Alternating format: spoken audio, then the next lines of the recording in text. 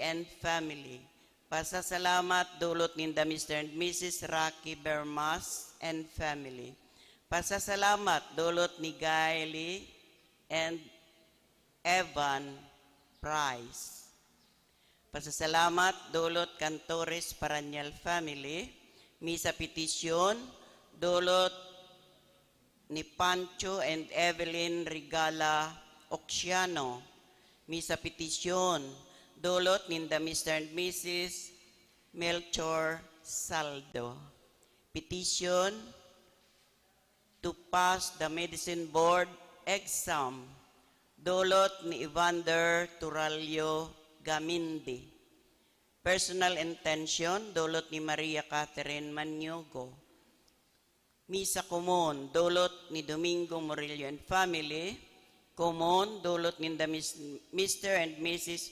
Jose Vilitario. Common dulot kan Gorecho Saldo family. Common dulot kan Torres Paranyal family. Para sa kalag ni Porfirio, dulot ni Pancho and Evelyn Regala Oxiano. Para sa kalag ni Apolinaria A. Apolinario, dulot ni Corazon Valiente and family. Para sa kalag ni Cecilio E. Macaria, dulot ni Mr. and Mrs. Romeo Esplago and family. Misa Common, dulot ni Avelina Lascano and family. Para sa kalag ni Konsolasyon, dulot ni Avelina Lascano and family. Para sa kalag ni Dominador A. Eleuteria, dulot kan Salud family. Para sa kalag ni Domingo Sr. A. Maria, dulot ni Domingo Murillo and family. Para sa kalag ni Fausto A. Perpetua, dulot ni Mr. and Mrs. Walter Abunal. Para sa kalag ni Hipólito A. Dorotea, dulot ni Domingo Murillo and family. Para sa kalag ni Ireneo A. Anastasia, dulot kan Salud family. Para sa kalag ni Jesseline E. Florencia, dulot ni Blessy Grimio and Jimboy Balang. Para sa kalag ni Josefina E. Julian, dulot ni Mr. and Mrs. Walter Abunal. Para sa kalag ni Leonor, dulot kan Retreta family. Para sa kalag ni Luz A. Casiano, dulot ni Blessy Grimio and Jimboy Balang. Para sa kalag ni Marcelina, dulot ni Maribel and Marlene B. Pasyon. Para sa kalag ni Minday Nazareno, dulot ni Amparo Bailon and family. Misa Common, dulot ni Hernani Tritasco. Para sa kalag ni Norberto A. Angeles, dulot ni Mr. and Mrs. Walter Abunal. Para sa kalag ni Pilar A. Oligario, dulot ni Amparo Bailon and family. Para sa kalag ni Policarpo A.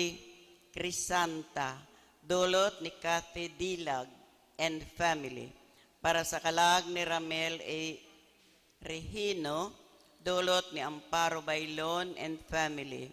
Para sa kalag ni Ramon A. Celeste, dulot kan Velasco Tanyog family. Para sa kalag ni Remedios A. Fructuoso, dulot ni Mr. and Mrs. Jose Vilitario. Para sa kalag ni Winifredo Sr. A. Fredo Sr., dulot ni Amparo Bailon and family. Para sa kalag ni Valentin A. Aurea, dulot kan Lasarte Remedio family. Misa pasasalamat, dulot kan Lasarte and Remedio family. Para sa kalag ni Jimmy Sr. A. June. Asin Misa Common, inigabos dulot ni Asuncion Pilarte and family. Para sa kalag ni Jesus A. Inocencia, dulot ni Mr. and Mrs. Vic Sedenio and family. Para sa kalag ni Wilson A. Mila, dulot ni Mr. and Mrs. Vic Sedenio and family. Asin para sa kalag ni Elpidio A. Donata, dulot ni Mr. and Mrs. Vic Sedenio and family.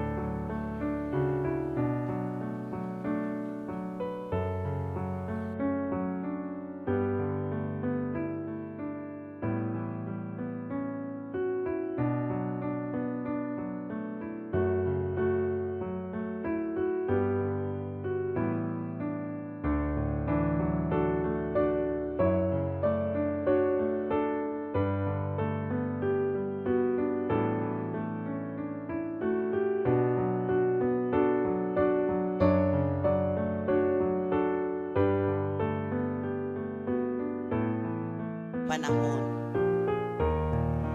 Kan mga enot na panahon, ang pagtubod iyo, na ang demonyo asin karatan, iyo ang ginigikanan nin mga helang. Ang tao, mauumayan sana kung daugon ang demonyo asin karatan.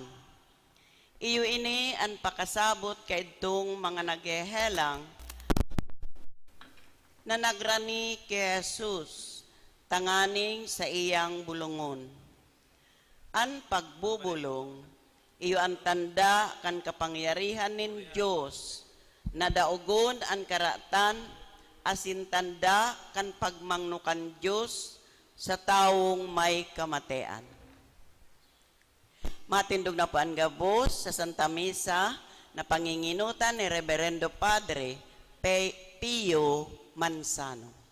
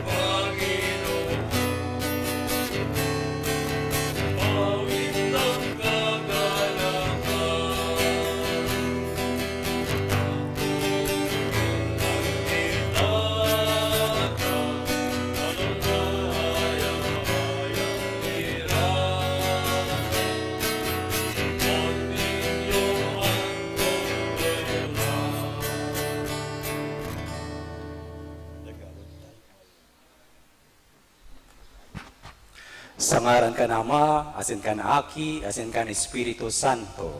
Amen. Ang grasya ni Jesucristong kagurangan ta, ang pagkamot kan Diyos, asin ang pakisumaro kan Espiritu Santo, magpa sa indo gabos. Asin sa imong espiritu. Mga tugang, akuntahan sa tong mga kasalan.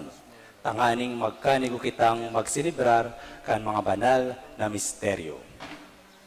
Nagkukumpisal ako sa Diyos na makakamhan, asin sa indo mga tugang, na nagkasala ako nin makuri, sa isip, sa tataramon, sa gibo, asin sa kapabayaan. Sala ko, makuring sala ko. Kaya nangangadi ako kay Santa Maria, Tanay na Birhen, sa gabos na Angeles, asin Santos, asin sa indo mga tugang, na ako ipamibi sa kagurangan tang Diyos. Mahirak man lugod sa to ang Diyos na makakamhan, asin pakapatawadaan sa itong mga kasalan. Darahon kita sa buhay na daing kasagkuran. Amen.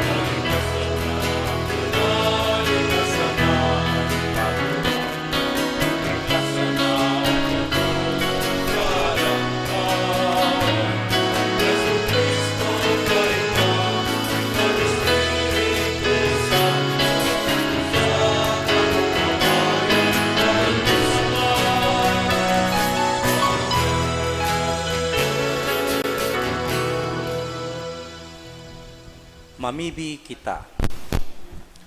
Kagurangnan, namimibi kami, danay naan sa imong grasya, manghinutan asin magsunod sa mo.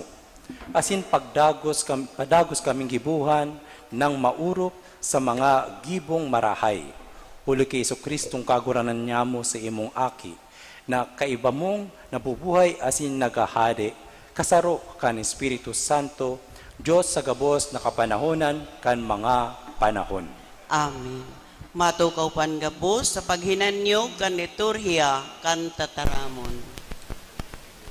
Sinaaman, sarong dayuhan, Asin bakong kaayon sa banwaan na pinili kan Diyos. Siya nag-ako nin kaligtasan, asin nagpasalamat sa Diyos. An sa iyang istorya, nagpapagirumdom na an karatan madadaog huli sa kapangyarihan nin Diyos. Hinanyagon po niyato an enot na babasahon. Pagbasa sa ikaduwang libro nin mga hadi. Naghilig sina Aman asin nagbuntog sa Hordan, makapito. Susog sa tataramon ni Eliseo. Ang tawo kan Diyos. Asin nagbalik an sa iyang kublit. Siring na sa kublit nin sadit na barubata. Nagi siyang malinig. Pagbalik sa tawo kan Diyos, kaiba ang gabos niyang kairiba, naglaog siya. Nagtindog sa atubang niya, asin nagsabi, Uya, aram ko na mayo nin Diyos sa bilog na daga, kundi sa Israel. Kaya ngunyan, ako atabi ang dulot kan sa imong surugoon. Nagsimbag, buhay an kagurangnan na linilingkudan ko, day ako maako. Pinagparapirit siyang mag-ako, alagad nagsayuma. Kaya nagsabi sina Aman, kundai, tawan an sa imong surugoon nindaga, na madadara ninduwang mula. Tadai na madulot an sa imong surugoon, nin tinutong na atang, asin sakrifisyo sa ibang mga Diyos, kundi sa kagurangnan. Tataramon kan kagurangnan. Salamat sa Diyos. Ipinahayag kan kagurangnan an sa iyang pagligtas sa atubang nin mga nasyon. Ipinahayag kan kagurangnan an sa iyang pagligtas sa atubang nin mga nasyon. Mag-awit sa kagurangnan nin bagong awit. Hulita, naggibo siya nin mga ngangalasan. Nanligtas para sa iya ang tuon niyang kamot. Asin ang banal niyang takyag. Ipinahayag kan kagurangnan an sa iyang pagligtas sa atubang nin mga nasyon. Ipinamidbid kan kagurangnan an sa iyang pagligtas. Sa mga mata nin mga nasyon, ihinayag an sa iyang kasuriputan. Ginigirumdum niya an sa iyang karahayan. Asin an sa iyang katotoohan sa harong nin Israel. Ipinahayag kan kagurangnan an sa iyang pagligtas sa atubang nin mga nasyon. Nahiling kan gabos na puro kan daga, an pagliligtas kan sa tong Diyos. Magpataratara sa kagurangnan, bilog na daga, magrukyaw sa kaugmahan, magrukurahaw asin magtugtog. Ipinahayag kan kagurangnan an sa iyang pagligtas sa atubang nin mga nasyon. Kitang mga ilinigtas sa karatan, kaipuhan na madangog giraray sa mga tataramon ni San Pablo ki Timoteo, kun kita magadan sa kaibahan niya, kita man mabubuhay sa kaibahan niya. An buhay nin Kristiyano, sarong tanda nin pasasalamat sa kaligtasan na iwinaras kan Diyos. An ikaduwang babasahon. Pagbasa sa ikaduwang surat ni San Pablo ki Timoteo. Namumutan kong tugang, pagrumdumun mo si Hesukristo na nagbangon hali sa mga gadan. Gikan sa kapag-arakian ni David, susog sa sakong ebanghelyo, na iyo kontakno ako nagtitios, sagkod na magapos, siring sa sarong kriminal.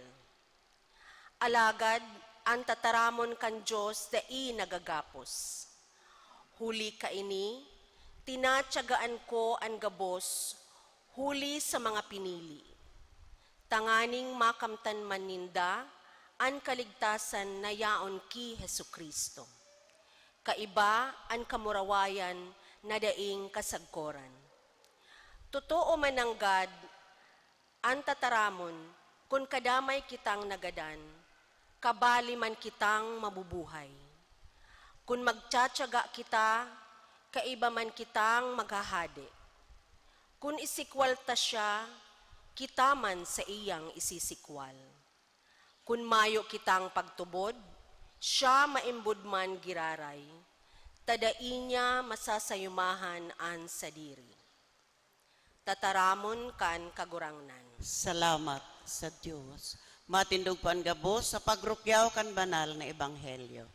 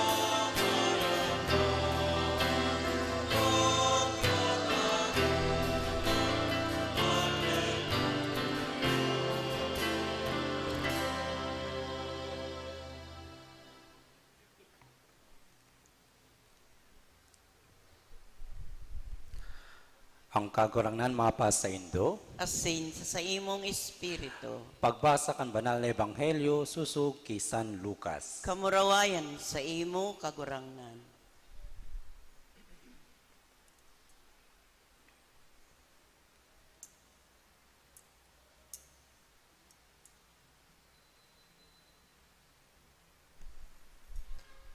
Sa pagdagos nin pagbaklay pa Jerusalem, nag-agi si Jesus sa tahaw nin Samaria asin Galilea. Naglalaog sa sarong baryo. Sinabat siya nin sampulong Samaria asin Galilea. Sinabat siya nin sampulong lalaking dauton. Nagtindog sinda sa harayo. Asin sa halangkaw na tingog, nagkukurahaw. Jesus, kagurangnan, kahiraki kami. Pagkahiling nagsabi siya sa inda, lakaw, magpahiling kamo sa mga padi. Tara, mantang naglalakaw, nagisindang malinig. Saro sa inda, pagkahiling na nabulong, nagbalik sa makusog sa tingog, pinapamuraway ang Diyos. Asin nagdapa sa pamitisan niya sa pagpapasalamat sa iya. Samaritano ito. Kaya naghabot si Jesus. Bakong 10 ang nalinigan, hain ang siyam. Mayo nin nagbalik sa pagtao nin kamarawayan sa Diyos, kundi ang dayuhan na ini. Nagsabi siya, bangon, lakaw, ang sa imong pagtubod, iyo ang nagtao sa imong kaligtasan. Marhay na bareta kan kagurangnan. Pagumaw sa imo Kristo. Tukaw po sa paghinanyo kan humiliya. Good morning, dear brothers and sisters in Christ. Yan. So, isa po sa pinaka-core message po ng ating gospel today o kaya mga pagbasa ay ang importance ng being grateful, being thankful to all the graces na natatanggap natin po from God. we may ask, sino po yung nagturo sa atin na maging thankful, mapagpasalamat?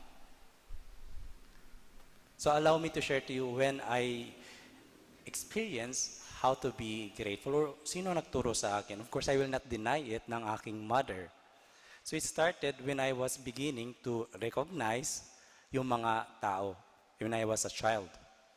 So in our dialect, namimili na. So we are starting, yung isang bata starting to recognize kung sino si Papa, si Mama, o kaya yung kanyang mga friends. And ang bata, pag hindi po kilala, ano ang reaksyon? Usually, they avoid, they escape. Especially po yung matatakutin ng mga bata. So, I was that kind of person or child. My grandmother, si Lola, Nanay Piping, ay bihira po na makita ko that time.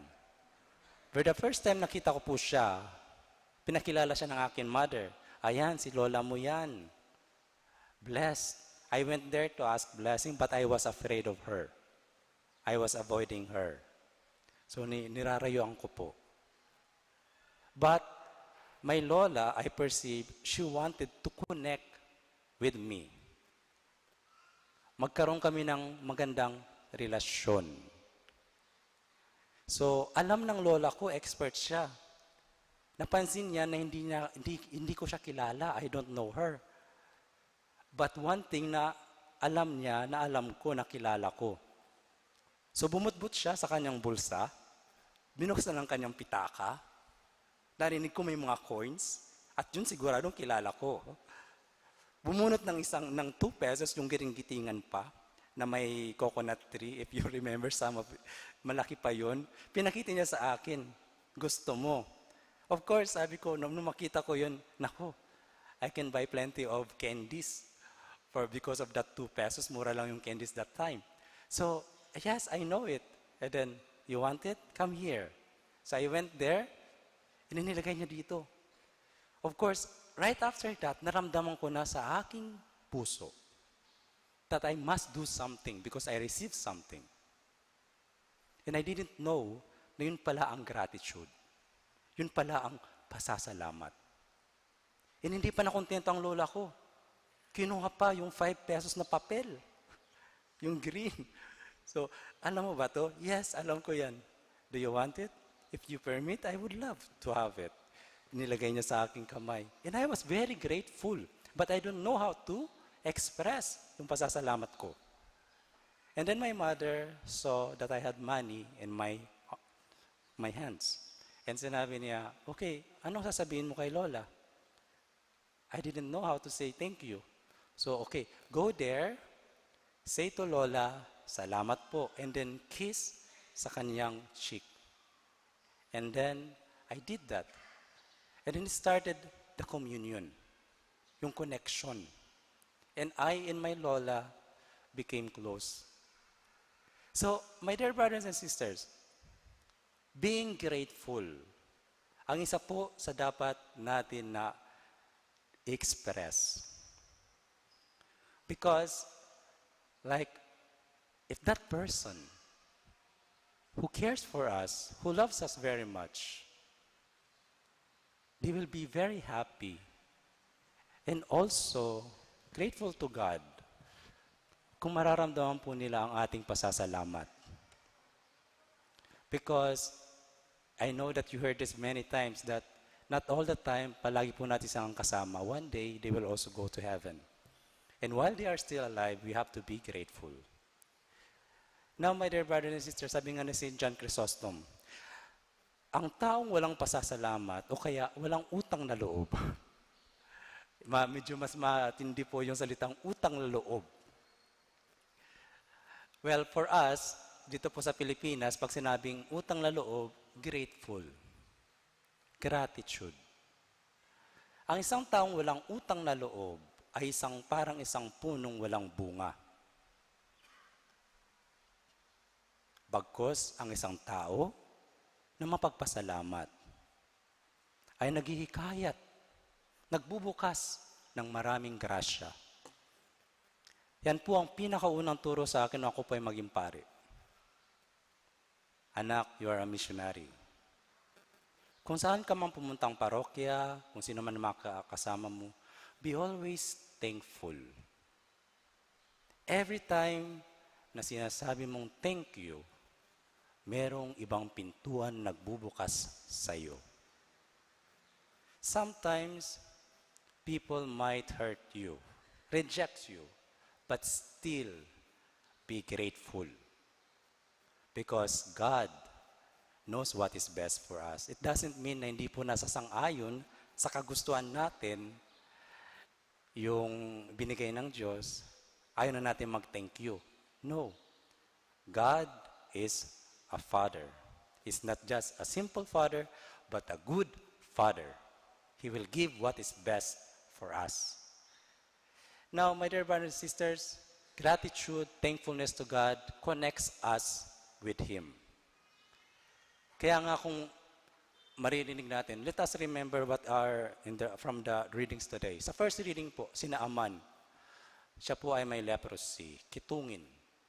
Wala po sa kanya nakakagamot. Wala po nakaka-heal sa kanya. He obeyed Prophet Elisha, and after ng kanyang healing, naging muling parang bata yung kanyang skin. Sana ganun rin ako, no? So, ganun rin tayo. Naging bata, parang yung skin niya parang baby daw eh. And hindi niya mapigilan. Nag-insist siya, kailangan ko magpasalamat. He went back to Prophet Elijah and he wanted to give all. Yung mga wealth, yung mga kayamanan, dala-dala niya po. Ngunit ayaw pong tanggapin ni Prophet Elijah. Nag-insist pa rin siya. Payagan niyo na lang po ako na patayin ko ang dala kong kabayo at ililibing dito sa inyong lupain. Bilang pasasalamat and adoration, pagsamba sa Diyos. See, my dear brothers and sisters, hindi lang po pasasalamat, meron na po siyang pananampalataya at pagsamba. Pagsamba ay napaka-importante para sa ating mga anak ng Diyos. Ano po yung pagsamba? When we speak that we adore God, we recognize, alam po natin, we proclaim that we are creatures of God. At siya ang ating Diyos. Kaya nga po ang tamang gesture ng pagsamba, tayo ay nakaluhod. We remember that God created us from the dust. We kneel down and we also proclaim that He is so great and so generous to us. And one more thing, my dear brothers and sisters, binigyan po ng impact sa gospel ngayon. 10 po yung pinagaling na kitungin ni Jesus sa Ebanghelyo. Ngunit isa lang po yung nagpasalamat. At ito po ay nagbibigay rin po ng siguro mensahe sa atin. Maaari po kaya nakakaunti lamang ang marunong magpasalamat? Ano kaya yung mga naghahadlang? Tayo ay maging mapagpasalamat. Maaring yung pride, maaari po siguro na tayo ay nahihiya. But all of this we have to overcome. You have to priority yung express po natin na tayo po ay mapagpasalamat. Minsan po hindi na po kailangan sabihin. Just do it. Mas malakas po ang boses ng work than words. Action speaks louder than words. So, isa rin po yun. Ang kagandahan po, kasi isa lang po yung bumalik. Anong natanggap niya kay Jesus? Kasi siya po ay nagsasamba sa ating Panginoong Diyos. Nagsamba siya, naniwala siya. Naniwala rin siya na si Jesus ay anak ng Diyos. Kaya nga po siya dumapa sa harapan ni Jesus. Nagsamba po siya at nagpasalamat. At ano po ang natanggap? Muli, nagbukas ng pintuan para sa kanya. Nakatanggap po siya ng blessing. Whatever might be the blessing, I am sure na special po yun. Kaya nga sinabi ni Jesus na Your faith has saved you. You can go in peace. You are blessed. And ano pa ba ang hanapin ng isang tao na magkaroon po ng kapayapaan sa kanyang puso? Kahit po tayo po ay napakarami ng kayamanan, kung wala pong kapayapaan sa puso, siguro po ay mahihirapan tayo. Palagi tayong nagagalit, masungit tayo. Ngunit kahit po siguro simple lang ang buhay, basta may kapayapaan sa ating puso, maganang konsensya, then I prefer, like most of the people prefer that way. Masaya tayo. Because joy and peace from the blessing of God ay talagang totoong grasya.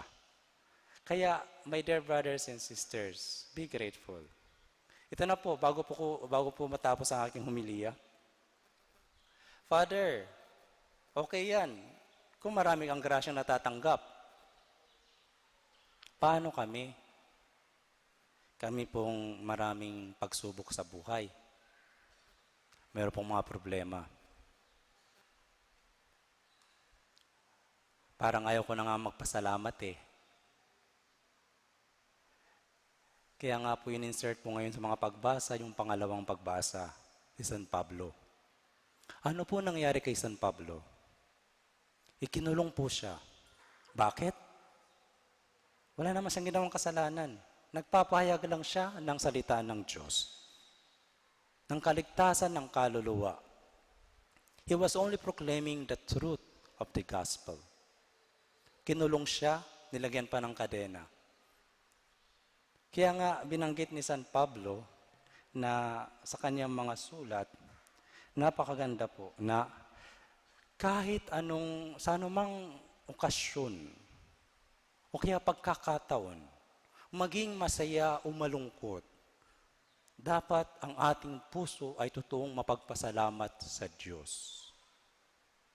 Kasi po, being united with God, hindi lang po sa masarap. Remember that Jesus saved us. He bound us through His suffering on the cross, through His death on the cross. Kaya po, siguro kahit magreklamo tayo, accept the challenges and trials, but be thankful. Because certainly, God wants us to learn something from that trials and sufferings. And being a good Christian, being a good children of God, we do not just simply look in our suffering. We also look a little bit more farther. We have hope that something so great, so blissful, naghihintay sa akin in that place or in that time in the future. And that is faith. So courage, my dear brothers and sisters. Gayahin po natin St. Francis of Assisi. Yung hirap, yung sakit ng kanyang katawan, tinatawag niyang sister suffering. Maging yung kamatayan, tinatawag niyang sister death. Why? Because he had the faith that God sent this as an instrument para po magkaroon ng connection sa kanya, ng unity. And what important most in this world, pinaka-essential po, na mailigtas po natin ang ating mga kaluluwa. And God is doing and giving us lots or plenty of instrument and graces para po ma-achieve po natin yun. May the Lord bless us always and guide us, and may the Lord also increase our faith. Amen.